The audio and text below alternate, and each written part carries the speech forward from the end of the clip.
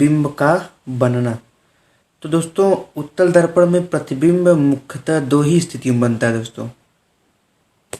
तो पहली स्थिति कौन सी है दोस्तों, देखिए कह रहा है कि जब वस्तु जो है अनंत पर स्थित हो।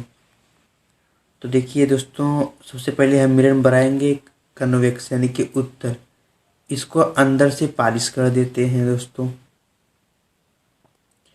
उसके बाद मुख्य अक्ष, ये दोस्तों आपको मुख्य अक्ष है। तो कह रहा है कि जब मुख्य अक्ष पे वस्तु कहाँ रखी हो, अनंत पर। दोस्तों ये आप समझ लीजिए कि वस्तु से केवल दो ही किरणें आ सकती हैं। एक तो हमारा वक्रता केंद्र से होके जाती है और एक तो हमारा दोस्तों मुख्य फोकस से होके जाएंगी। तो देखिए दोस्तों जब यहाँ से कोई वस्तु आएगी, ये कोई वस्तु है, जब इस पे से कोई प्रकाश किरण आएगी, एक तो यहाँ पे हमारा फोकस है, ये देखिए दोस्तों। तो पहली वस्तु यहाँ से आई, ये यहाँ से टकरा के फिर उसी माध्यम में लौट गई, तो हमको लगता है कि वो यहाँ से आती प्रतीत होती है। फिर दूसरी वस्तु का भी वही हिस्सा होगा दोस्तों, यहाँ पे कोई वस्तु है, ये टकरा के वापस लौट गया, तो इसका हिस्सा क्या होता है दोस्तों, यहाँ पे प्रतीत होता है।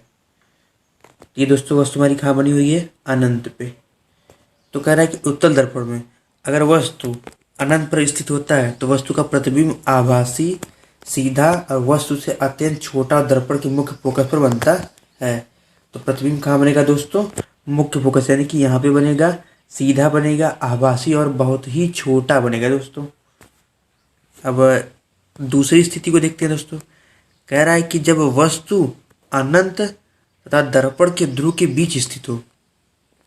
जैसा कि दोस्तों आप सब जानते हो, ये आपका उत्तल दर्पण है, ये मुख्य अक्ष हो गए दोस्तों, ये आपका ध्रुव होता है यानी कि पी होता है दोस्तों, ये आपका मुख्य फोकस होता है दोस्तों, और ये वक्रता केंद्र होता है। तो कह रहा है कि वस्तु कहाँ होनी चाहिए, अनंत पे हो, लेकिन ध्रुव के दर्पण के ध्रुव के बीच स्थित हुई। ये दर्पण का ध्रुव है, उसके बीच ये यहाँ पे वस्तु स्थित हो गई। अब देखिए दोस्तों, तो इसमें से जो पहली प्रकाश किरण निकलेगी वो सीधे आपतित होगी, और आपतित होने के बाद प्रकाश से परावर्तित के बाद वो वापस लौट गई, टकरा के परावर्तित हुई। फिर इसमें से एक रे निकलेगी, तो इसका फोकस जो पड़ा दोस्तों, ये आभासी यहाँ पे आती हुई प्रतीत लगती है दोस्तों को यहाँ से, और ठीक हिस्सा ऐसे यहाँ पे होगी। तो ये किरण जो है यहाँ से आई, और क्योंकि दोस्तों जानते हैं ये जाती है वक्रता केंद्र पर, तो वक्रता केंद्र पर जाएगी तो वापस ये उसी माध्यम में क्या होगा दोस्तों, टकरा लौट जाएगा। ये देखिए यहाँ से कोई प्रकाश किरण आई और वापस उसी माध्यम में लौट जाएगी, और हमको वक्रता केंद्र पे प्रतीत होती है। और वस्तु इन दोनों के बीच यहाँ पे बन रहा है, देखिए यहाँ पे दोस्तों जो प्रतिबिंब बन रहा है। तो दोस्तों कह रहा है कि जब वस्तु अनंत और दर्पण के ध्रुव के बीच स्थित हो तो उसका प्रतिबिंब आभासी बनेगा, सीधा, वस्तु से छोटा, मुख्य फोकस तथा ध्रुव के बीच। मुख्य फोकस दोस्तों यहाँ पे है, ये मुख्य फोकस है, और ये ध्रुव के बीच में यहाँ पे प्रतिबिंब बन रहा है दोस्तों। देखिए दोस्तों बन रहा है आप सभी का। अब चलते हैं दोस्तों संयुग्मी फोकस की ओर। संयुग्मी फोकस क्या है, आइए पहले इसको समझ लेते हैं। गोलीय दर्पण के मुख्य अक्ष पर स्थित ऐसे दो बिंदु जिसमें एक बिंदु पर वस्तु का प्रतिबिंब दूसरे बिंदु पर बनता है तथा दूसरे बिंदु पर स्थित वस्तु का प्रतिबिंब पहले बिंदु पर बनता है, तो संयुग्मी फोकस कहते हैं दोस्तों। तो पहले हम बनाते हैं एक गोलीय दर्पण, यानी कि गोलीय दर्पण से संबंधित दोस्तों हम अवतल दर्पण बना रहे हैं। ये देखिए दोस्तों, तो इसमें ये आपका एक अवतल दर्पण हो गया।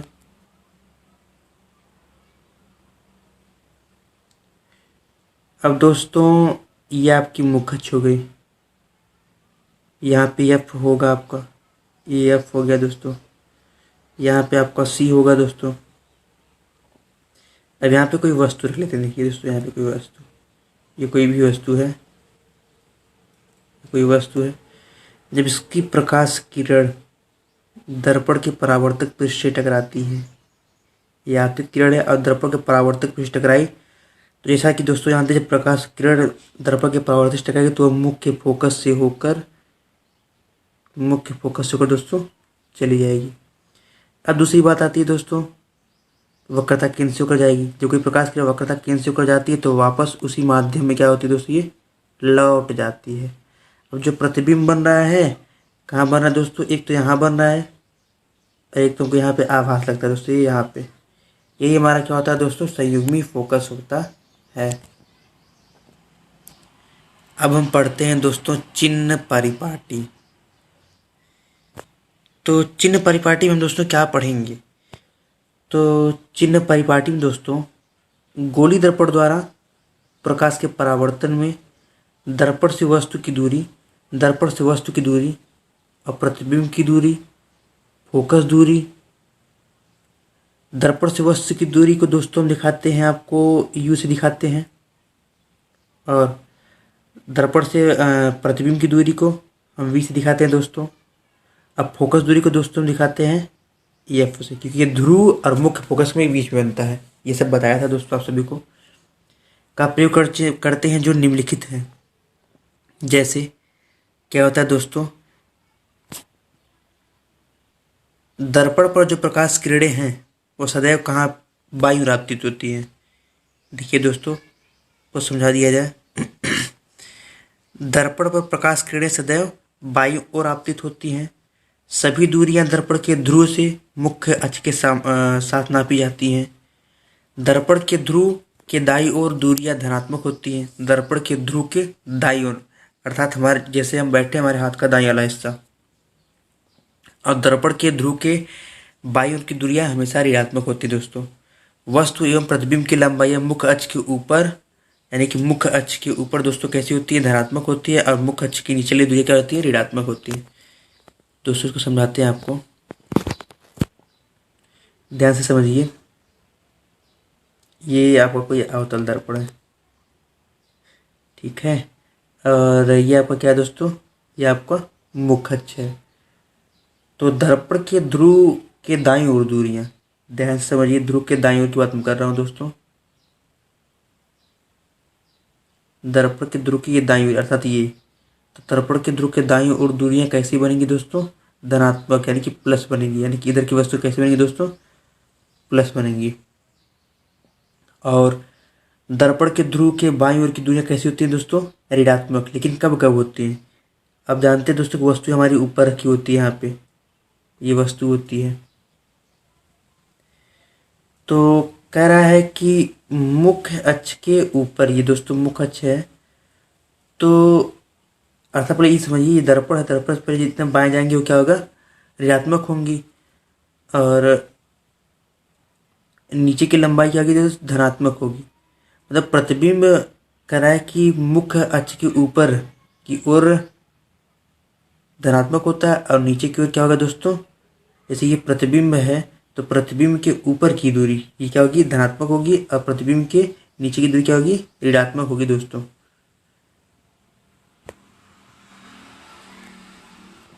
ये देखिए दोस्तों, फिगर में ये ऐसे दिया गया है, दर्पण के ध्रुव के दाईं ओर, अर्थात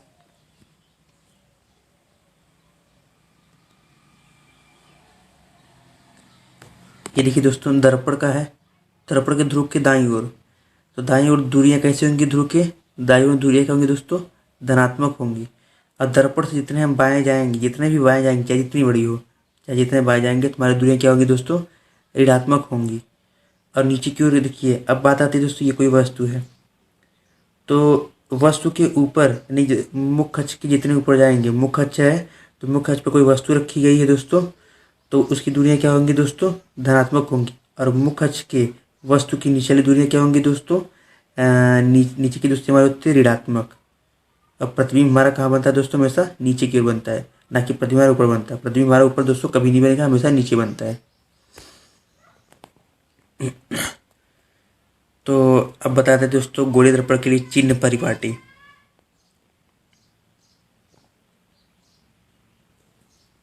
चिन्ह परिपाटी दोस्तों पढ़ते हैं, फोकस दूरी अर्थात एफ, यानी कि दोस्तों ये, इसको आप फोकस दूरी बोलते हो, एफ उत्तल दर्पण में धनात्मक होती है, क्योंकि दोस्तों जितने दर्पण में दाएं तरफ जाएंगे उतनी दूरियां में पॉजिटिव होंगी। और अवतल दर्पण में ऋणात्मक होती है दोस्तों, क्योंकि अवतल दर्पण देखिए दोस्तों ऐसे बनता है, तो इसका ध्रुव यहाँ पे होता है, और मुख्य फोकस यहाँ पे होता है, तो इन दोनों के बीच में हमारा फोकस बनता है, फोकस दूरी बनता है। तो अवतल दर्पण में भी आपने पढ़ा दोस्तों चिन्ह परिपाटी में कि जितने बाएं तरफ हम जाएंगे अवतल दर्पण में उतने हमारा क्या बनेगा, ऋणात्मक वस्तु बनेंगी। और चाहे जो भी दर्पण बाएं जाएंगे तो वस्तुएं हमारी ऋणात्मक होंगी, और जितने हम दाएं जाएंगे अर्थात इस साइड की जितनी तरफ जाएंगे हम दोस्तों, वस्तु हमारी सब क्या होंगी, धनात्मक बनेंगी। अब बात आए दोस्तों वक्रता त्रिज्या में। वक्रता त्रिज्या में अगर उत्तल दर्पण की बात करें तो उत्तल दर्पण में वक्रता त्रिज्या क्या होती है दोस्तों, धनात्मक होती है। और अवतल दर्पण दोस्तों ऋणात्मक होती है। और वस्तु की दूरी यानी कि यू, ये ऋणात्मक होती है किसमें दोस्तों, उत्तल दर्पण में। वस्तु की दूरी जो होती है दोस्तों मुख्य फोकस और वस्तु के बीच की दूरी को कहते हैं, सॉरी दोस्तों, दर्पण के ध्रुव और वस्तु के बीच की दूरी को हम यू से दिखाते हैं। और उत्तल दर्पण में ऋणात्मक होती है और अवतल में भी क्या होगी दोस्तों, ऋणात्मक होगी।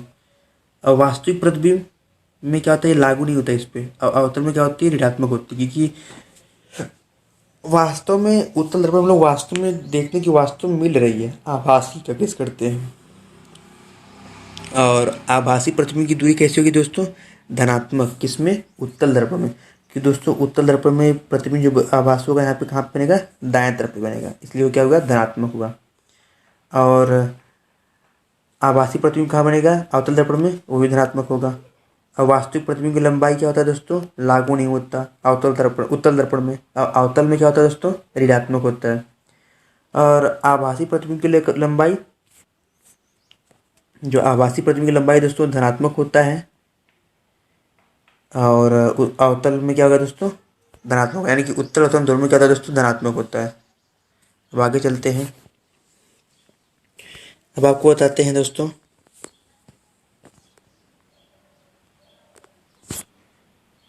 गोली दर्पण की वक्रता त्रिज्या तथा फोकस दूरी में संबंध।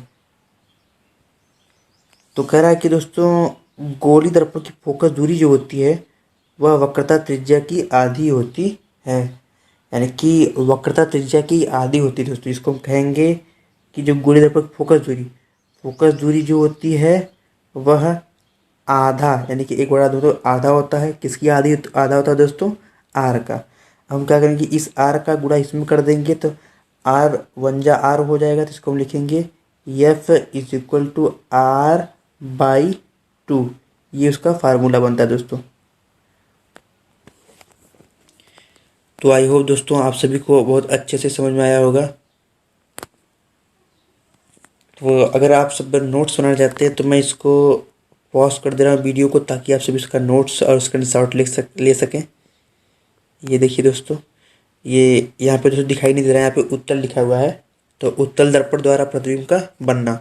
तो उत्तल दर्पण में दो तरह से प्रतिबिंब बनते हैं दोस्तों, जब वस्तु अनंत पे हो, और पहली स्थिति की बात कर रहा हूँ। और दूसरी स्थिति में क्या होता है दोस्तों कि जब वस्तु हमारा जो हो अनंत और दर्पण के ध्रुव के बीच स्थित हो। ये देखिए दोस्तों, स्क्रीनशॉट ले लीजिए। ये अब संयुग्मी फोकस की बात कर रहा हूँ दोस्तों। ये संयुग्मी फोकस और ये इसका इमेज चिन्ह परिपाटी के लिए दोस्तों, चिन्ह परिपाटी, और ये चिन्ह परिपाटी का फिगर।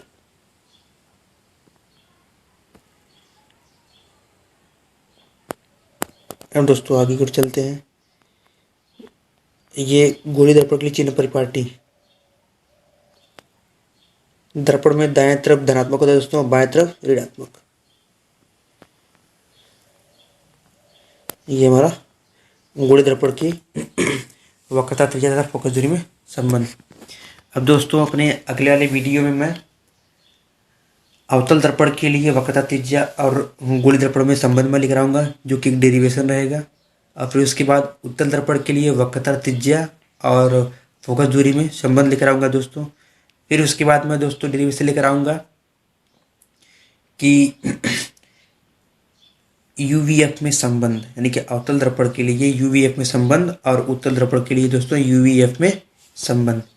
ताकि आप दोनों सब कर सकते हैं दोस्तों। इसका डेरिवेशन करने के बाद एक डेरिवेशन दोस्तों पर बचता है, जो होता है दोस्तों आपका रैखिक आवर्धन। तो दोस्तों अब मैं कम से कम आप सभी को तो 6 वीडियो और लाऊंगा ऑप्टिक्स का, तब जाके हमारा पूरा चैप्टर कंप्लीट होगा। उसके बाद मैं न्यूमेरिकल्स करवाऊंगा ऑप्टिक्स के। तो आई होप दोस्तों आप सभी को बहुत अच्छे से समझ में आया होगा। तो प्लीज़ मैं आप सबसे यही कहूँगा कि आप सब मेरे चैनल को सब्सक्राइब कीजिए और लाइक शेयर कमेंट ज़रूर कीजिए।